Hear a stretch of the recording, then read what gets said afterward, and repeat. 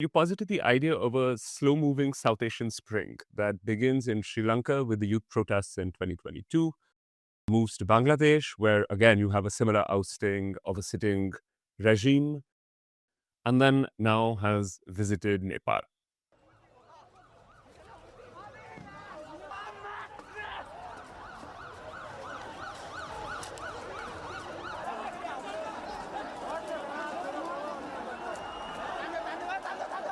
These protests were organised by Zoomers or Gen Z, young people who feel excluded both politically and economically.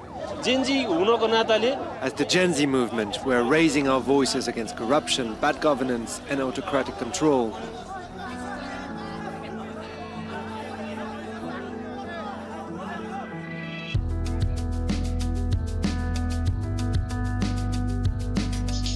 Are we witnessing a South Asian spring? Last week in Nepal, large crowds gathered under the banner of Gen Z protests to demonstrate against what they viewed as a hopelessly corrupt and sclerotic regime. The immediate trigger was a government ban on social media apps, but as the protesters themselves made clear, their grievances run much deeper. Over 2 days of rioting, demonstrators set fire to every visible representation of the Nepali state: the parliament, the courts, police stations, and even the homes of prominent politicians. The protests in Nepal bear parallels to similar uprisings in Sri Lanka in 2022 and Bangladesh last year. Welcome to In Solidarity. I'm your host Aman Sethi. Our guest today is Gautam, the Kathmandu-based editor of Himal South Asian, a magazine of politics, art, and culture. Hi Roman, welcome to the show.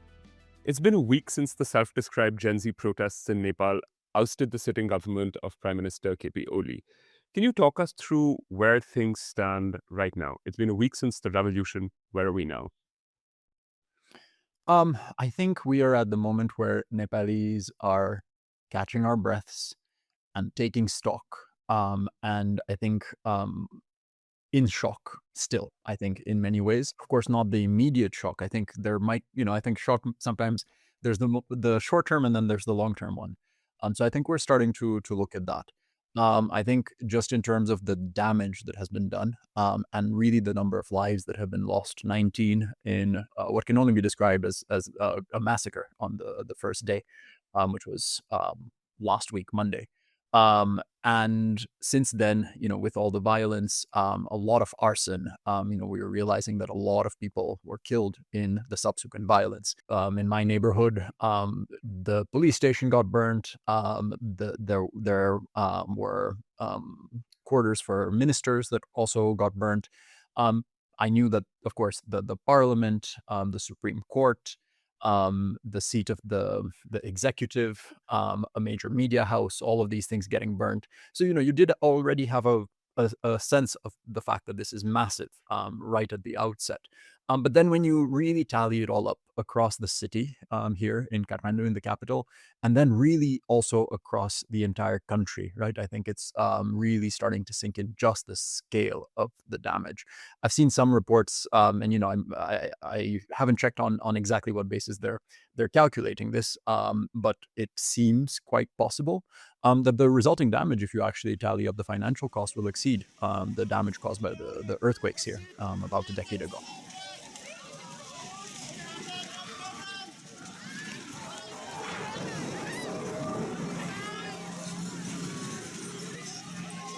And for a country that, of course, our politics is really what is in focus now, but a lot of the discontent was also being driven by the economic reality. And Nepal remains a very poor country. The financial cost of getting the government back up and running, I think, again, is something that is part of this kind of moment of just now taking stock and realizing just the scale of the destruction and what lies ahead in terms of the rebuilding. On Friday night, we had the swearing in of our interim prime minister. Sushila Karki, the first woman prime minister of Nepal, which is a very significant landmark, even if under very unusual circumstances. And now we are in the phase where I think the shape of her cabinet is only just starting to come clear. A few ministers have been sworn in. I think she will probably need many more. Again, because the apparatus of government needs to be reestablished after the uprising. The political system, as we knew it, seems to be completely broken. And the scale of everything that needs to be done now, I think it's a daunting task. Role as Nepal's interim prime minister, among Sushila Kaki's first duties was visiting hospitals, treating people injured in protests that led to the downfall of the previous administration. Sworn in at a hurriedly arranged ceremony the night before, and of course, there are certain difficulties within that. I mean, the promise from the interim government, from the interim prime minister, has been elections in 6 months, which is a laudable goal and a necessary one. We do need to move towards elections as swiftly as is feasible. But I think that 6 months might well be not enough time. You put all of those things together, and also complications, because in a way, right now, of course, the interim government is trying to maintain the constitution that we had. But there are, and this is not coming from me, this is coming from legal minds who have flagged that a lot of the steps, including, just the interim prime minister's own position, is actually in many ways extra constitutional. Now, these are really strange and unusual times in the political history of the country. And you can always argue, and that is the argument being made, that unusual times require unusual measures. But we are very much in this contradictory situation where we are trying to maintain the constitution by extra constitutional means. That's a lot to get into, and we're going to get into it in this podcast. But first, I just wanted to go back to the protests themselves. Were they restricted or confined to Kathmandu, or did we see widespread protests through the country? Give me a sense, because what we've seen on television is, of course, all the footage, and online, all the footage is very, very Kathmandu-centric, understandably. But walk us through the dynamics. It was very, very widespread. I think what you have seen in television and other media reports and social media coming out of Kathmandu is actually very representative of what happened in many, many, many places of the country. And of course, on social media, it's not just the Kathmandu material that's coming out and kind of now becoming visible. I think that this was an uprising that spread very quickly and very far and wide. And I think that, what I was talking about in terms of Nepalis now starting to take stock of the true cost and the true damage, I think a lot of that has been understanding that it wasn't just, of course, from Kathmandu, I experienced this is something that happens in Kathmandu, in Biratnagar, and in Nepalganj, other major cities. People experience it as something that happened there. And then once you start really tallying all of this up, that's where I think the true cost and the true scale of the damage starts to become staggeringly clear. Soon after the protests, you wrote this great piece on Himal South Asian. Everyone visit Himal South Asian, where you posited the idea of a slow-moving South Asian spring that begins in Sri Lanka with the youth protests in 2022, moves to Bangladesh, where again you have a similar ousting of a sitting regime, and then now has visited Nepal. And in each of these cases, of course, there is the conversation about speed and the internet and this ability to kind of transform the kind of, or rather transmit the contagion of rebellion very quickly from site to site. And I wanted to contrast that with Nepal's previous revolutions, which have been slower moving revolutions that most recently culminated in a kind of decades-long, quite brutal civil war, where you actually are going region by region, building networks, building movements, building an entire infrastructure of an alternative, in a sense. This idea of a South Asian spring, which I think is an interesting one to consider, and one that we should consider. What are the parallels? What are the differences? And I think there are very significant differences across those countries as well. And, I think that compared to, let's say, the Arab Spring, right, where you have I think much more in many ways that is shared, in terms of the political patterns and the political history in some of the countries. Certainly, you have a language that is shared across the board, right? So I think that I think that the ties there between one uprising to the next were probably quite significantly closer than the ones here. What I do know is that when, Nepalis do not have a habit of following the politics of their South Asian neighbors beyond India.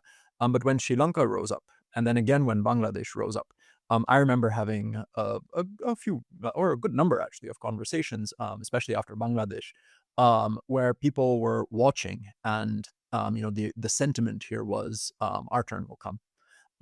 Because for whatever differences there might have been, and I don't think Nepalis understood the ins and outs of Sri Lankan politics or Bangladeshi politics, but they understood very well that here was a discredited old establishment that the people had just had enough of.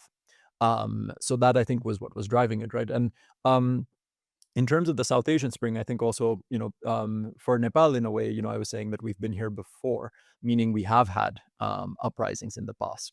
Bangladesh and Sri Lanka, I think in both those cases, events were in some ways even more unprecedented because, Sri Lanka's example, there had never been a mass uprising that had booted a government from power that way, right?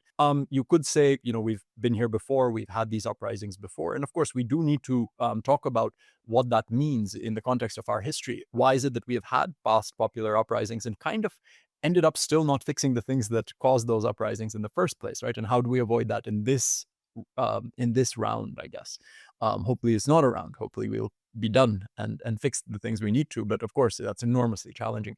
But I think what really becomes what makes this moment unprecedented for Nepal, I think several things. I think in many ways, the internet has arrived in Nepali politics. And it's arrived a little bit later here than in a lot of other places. What do I mean by that, right? I think that if you look at the past uprisings historically, the political parties, what is now the establishment, way back when was anti-establishment, the parties that rose up to oppose the monarchy and demand democracy instead of autocratic rule. Those parties were always very significant and central to the organization and then the running of the uprising and then the political change. And in a way, you could say that that form of organization was really all you had, right? Political parties historically have been the organs and the mechanisms of mass organization. This time, the uprising is actually, it's remarkable for the complete lack of those political parties, right? This is a movement that is, there are some leaders who have emerged, but there is no single leader that everyone has gotten behind. There's no clear party structure or anything of that nature behind this as well, right? So what is the organizing force here? It's the internet. Right? There's been a lot of coverage given to this Discord channel. I want to take a moment to talk a little more about this Discord channel. So there's this Discord channel, which for those of us who don't know what it is essentially like a chat-driven social media app where young Nepalis or Nepalis from all walks of life are logging in. They're fiercely debating who do we want as our interim prime minister. Now, what is the power on the other side that's like, we're going to take this seriously? Like, is it the army that was like, okay, the vote is in and therefore, Honorable Sushila Karki has won. You will now be the interim prime minister. Was it the judiciary? Who was the sort of corresponding node of the establishment that lent credence to this channel? So I think just on this channel, right, and I think that this whole moment really begins, I think, with this Nepo baby tag that kind of comes across to Nepal from Indonesia, and I'm guessing your listeners will be aware of what's been happening in Indonesia in recent months. Basically, another, maybe not as consequential as the Nepali one in the sense that it has not toppled a government, but certainly a set of mass protests that also basically represent ordinary people rising up against a political and business elite that they see as being in many ways out of touch and also maybe unaccountable. In Indonesia, as in Nepal, there's been a lot of comparison of the lifestyles as flaunted on social media of the elite versus ordinary people. So this also catches on here in Nepal, and that's really where the conversation that eventually leads to this Monday morning protest begins. And this Discord channel becomes a significant node of kind of conversation and organizing around all of this. And then especially once the government falls, which is Tuesday afternoon, the prime minister resigns. And then that's also when the worst of the looting and violence occurs. the worst of the violence, I would say, was the massacre on Monday morning, or during the day on Monday by the government. But still, that's where the massive wave of violence comes through. On the other side of that, I think that there is a power vacuum, and it is very difficult to understand where power lies at that point. For a while, the president, who in some sense is kind of the last man standing in terms of some kind of constitutional office, he the president's official residence is also ransacked and burnt. So he, for some time, kind of disappears. The army, of course, on Tuesday night comes out to establish some kind of order again on the streets. And the army chief becomes a significant point of, or I guess, a central point of focus in the talks and the negotiations about what to do next. There are fears, and there were very intense rumors into Thursday that the army was planning to take over. And, we've had that happen before with the king and the army in 2005. So, understandable fears in the Nepali context. Thankfully, those do not come to pass. But there are questions about, should the army be playing any role in kind of the political negotiations as we exit this? Thankfully, eventually, the baton kind of passes on to the president, who comes back into view. And some of the conversations, it's both the president and also the army chief who are involved in this process of bringing people together. But then when you are the key question becomes, who are you bringing together at that point, right? The country is in crisis. You don't have the government is gone. It's not clear who is calling the shots, in a way.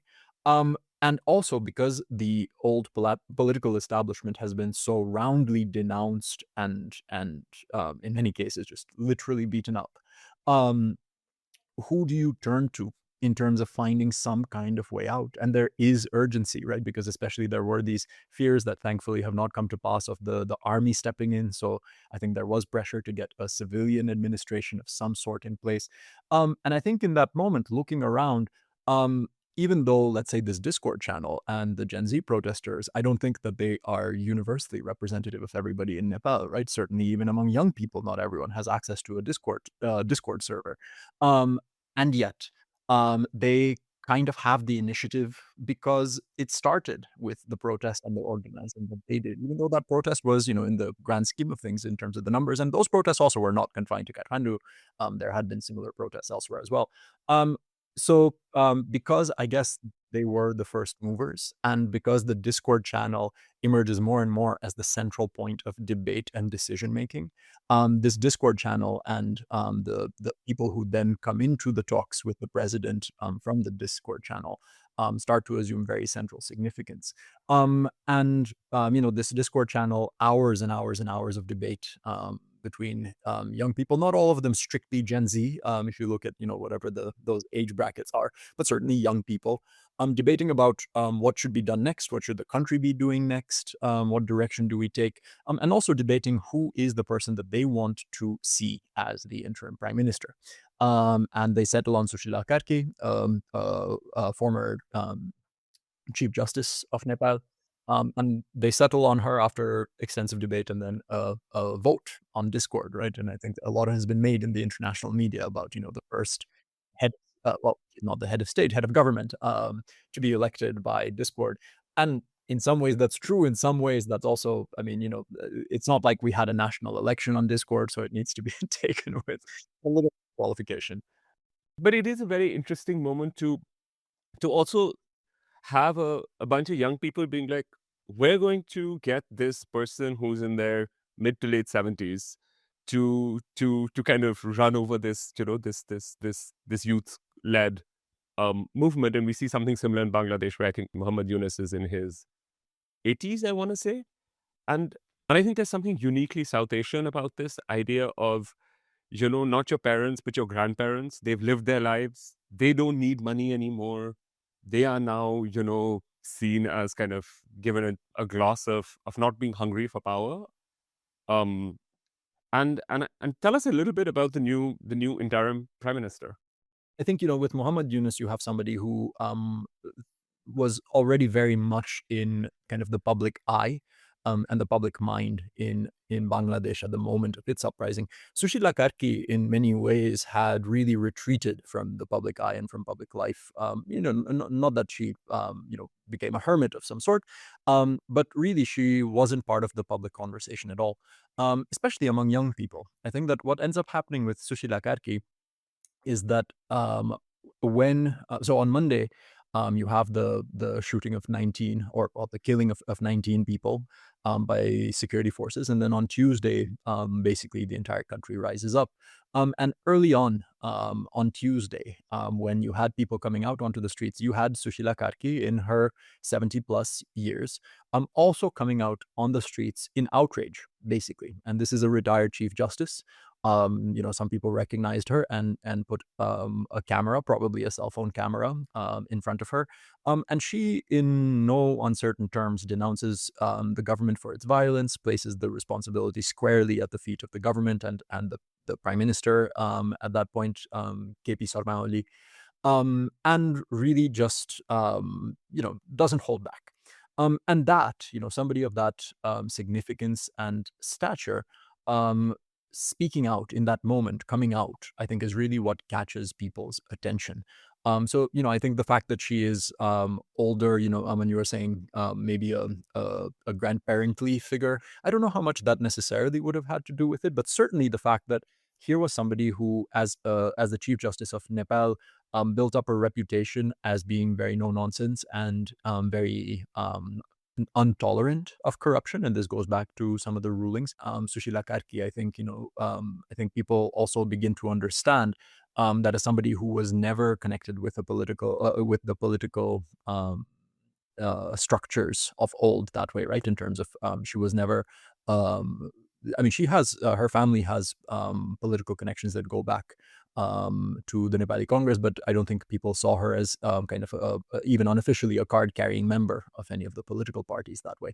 And certainly the stature that she brings as somebody who held one of the highest offices in the country, the Chief Justice, I think that begins to count in her favor. And I think that's why she emerges as, I guess, the front runner for all of this. I think that remarkable also because I think, some of the other names in the mix at that point, when this debate picks up on the Discord channel, I think, the younger politicians who I think will have their chance now as the country moves into fresh elections, which are very likely to deliver really a very different set of people to politics and probably give really a large number of new politicians a chance at actually showing what they're capable of. A lot of those names would not necessarily, I think, have had the kind of stature and credibility among the rest of Nepal. And as much as this is being driven from the young protesters and the Discord channel, of course, the rest of the country also has a say in what happens and what is happening. So really, I think that as a consensus candidate, that really also helps her. I think that once her name kind of starts being passed around increasingly, a lot of people do come out. And consensus forms around her being a good candidate, or certainly under the circumstances and of the available choices, probably the best candidate in terms of actually being able to muster some kind of consensus behind her. And that's what I think delivers her into the interim prime minister's post. I want to end by asking you, and of course you don't have a crystal ball, but based on your long experience of following Nepali politics, where do you think we're going from here? Are we going into another period of, because as I understand, Nepalis are quite tired of various political parties essentially, playing a game of musical chairs on who gets to run the economy for a couple of years. So where do you think this is going to go, or where do you hope this goes, even if you don't know where it will go? Without going into too much detail, I think some of the names that are now being proposed, with a new election on the horizon, as potential new leaders for the country, right? I think that a lot of them have also been, I don't think that we have a Modi figure. And I think that there is a difference maybe both of kind and of scale here. But there are some figures who have been kind of talking that same kind of language, right? We need to, put me in power and I will sweep everything, sweep all the dirt out, this kind of thing. And again, just looking back at Nepali history where we've had uprisings in the past that kind of, in some way, of course, there is progress, gradual, frustrating progress, but the country does move forward a little bit. At least every time. But still, we kind of fall into the same pitfalls. And I think that, one of the pitfalls that opens up for us now is that we kind of recreate a new political establishment within a system that still does not deliver for the people, that still remains corrupt. And I think that there will be people who try to play the strongman solution. I think that Nepalis on that front especially could be very susceptible because I think, I think that frustration oftentimes manifests in a search for saviors, right? And it's always simpler to think that one person, and especially if people start building up a cult of personality around somebody, that one person is the solution rather than the really difficult and complicated systemic fixes. So I think certainly something for us to be watching out for in the coming months and years as Nepal tries to create a politics that, for once, after many uprisings through Nepali history, maybe for once, this is the uprising that can actually deliver a system that people will not rise up against in a few decades, perhaps down the line. This episode of In Solidarity was made possible thanks to the support from the David McClure Trust. It was produced by James Battershill, Ayodeji Rotinwa, and Carla Abreu. The theme song is Odyssey by Edward Abela. If you loved today's episode and you'd like to help support us in making more, you can do so by visiting opendemocracy.net/donate. Thank you so much for listening. Have a great day.